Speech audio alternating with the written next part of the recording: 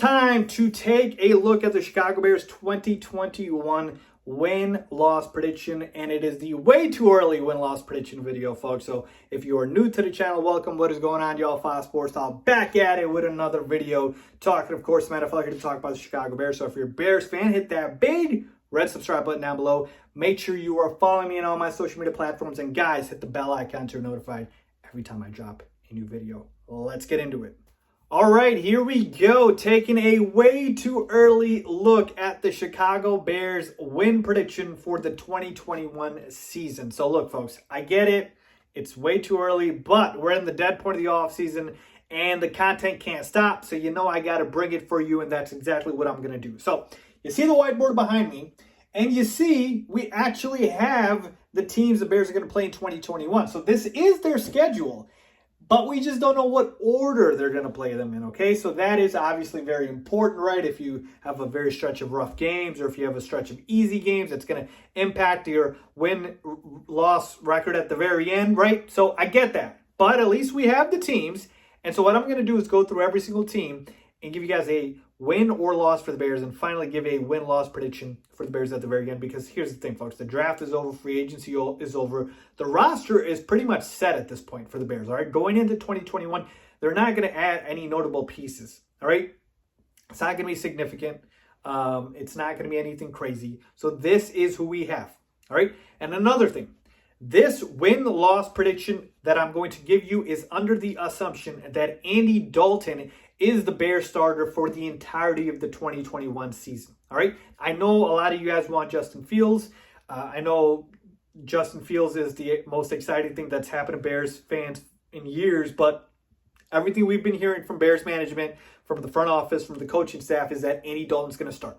All right. So I'm going to assume that Andy Dalton starts and base my win-loss prediction off that. All right. So let's take a look at the Bears schedule here, and you can probably tell that there's a lot of playoff teams here. There's a couple Super Bowl teams here. In fact, we've got the defending Super Bowl champs on the schedule as well. So the Bears have an insanely difficult schedule, folks, okay? How hard? The second hardest schedule in terms of opponent win percentage in the entire NFL, all right? So it's not going to be easy. I have no idea why we got such a hard schedule, but we did, all right? So let's start at the top here with the division opponents, and we'll start with the Detroit Lions. Now, look, folks, the Lions, they're rebuilding, all right?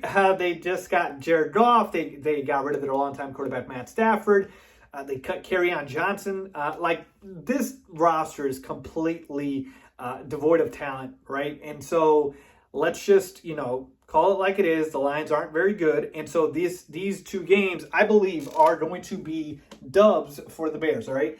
They can easily beat the Lions, so I'm going to go ahead and mark both of these two games as wins. All right.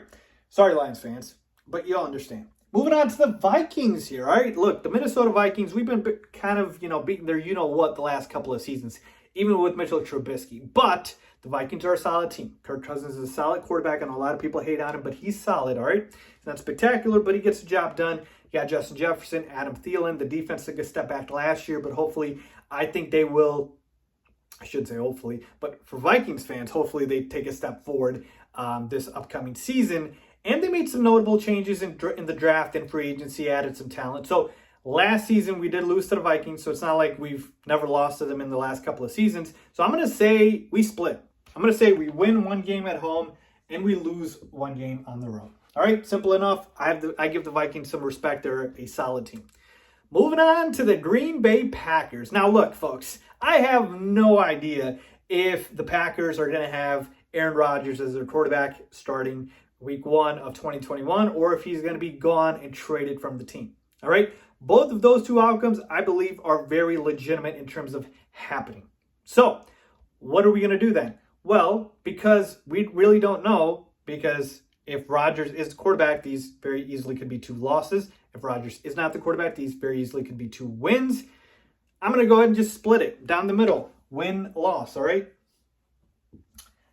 I wish I could tell you. My gut feeling says they trade Aaron Rodgers, but again, we don't know, all right? Now that we've got that out of the way, let's take a look at the non-division opponents here, all right? And again, you'll see a lot of playoff teams here. You'll see a lot of Super Bowl contenders here, folks. And instead of actually going through and picking out, oh, which one's the easy wins, let's talk about the guaranteed losses. All right, and again, I know you guys might hate me for saying this, but I got to be real with you. That's why you guys follow me. That's why you guys follow the channel. I can't be biased, all right? We got to talk about the teams that we know are absolutely legitimately better than the Chicago Bears in 2021. Let's start with the Super Bowl champs. Now, you might be saying, Faiz, we beat them last season. Yes, we did, but we only won by 1 point. Let's not just assume history is going to repeat itself there. I think this is a loss for the Bears, all right? Moving on down here, or up here, the Rams. They added Matt Stafford. We lost to the Rams last season, and they got better in the offseason, upgrade at quarterback. This is a loss. All right? The Cleveland Browns, a playoff team, folks. I know you guys might be thinking this is the Cleveland Browns of old, but they're not. They're not a laughingstock anymore. This is a legitimate roster, top 3 to 5 roster in the NFL. I think that's a loss. Steelers, also a very good team. I know they fizzled out at the end there. But, folks, they're a very solid team. I think they beat the Bears, so I'm going to say that's a loss. Baltimore Ravens, again, Lamar Jackson and that rushing attack, folks. Come on now. That's a playoff team, potential Super Bowl contender. That's a loss. 49ers. If the 49ers were healthy last season, they'd be much better. They're 2 years removed from beating the freaking Super Bowl, all right? You know Kyle Shanahan's going to come back with a vengeance with that team. I think at full strength, with no injuries, that's a loss for the Bears. The Seattle Seahawks, this one's tough. Probably could go either which way. The Seahawks defense isn't very good, but their offense is better than the Bears. I will still say that's a loss, all right? So then we've got these teams right here. I'm going to say the Bears can beat the Bengals. The Bengals are a rebuilding team. I like Joe Burrow, but their defense is very porous. And that's a home game. Same thing with the Giants. I know the Giants improved, but again, still not a very good team. They added Kenny Galladay. I get that, but I think we can beat them. All right, the Raiders. The Raiders, I don't believe, got much better in the offseason, and they have a very bad defense as well. I believe the Bears can beat them.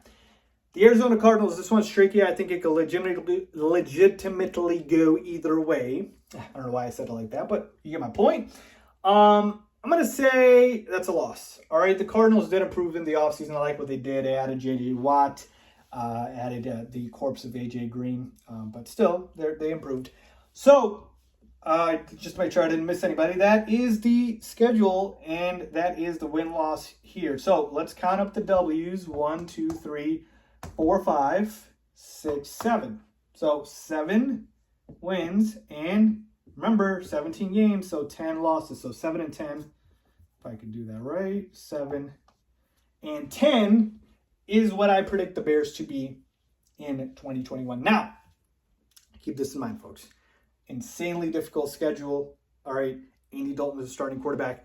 What if, Justin Fields starts week 1? What if, when the schedule comes out, it favors us where, we're not playing all these tough teams one by one, right after the other.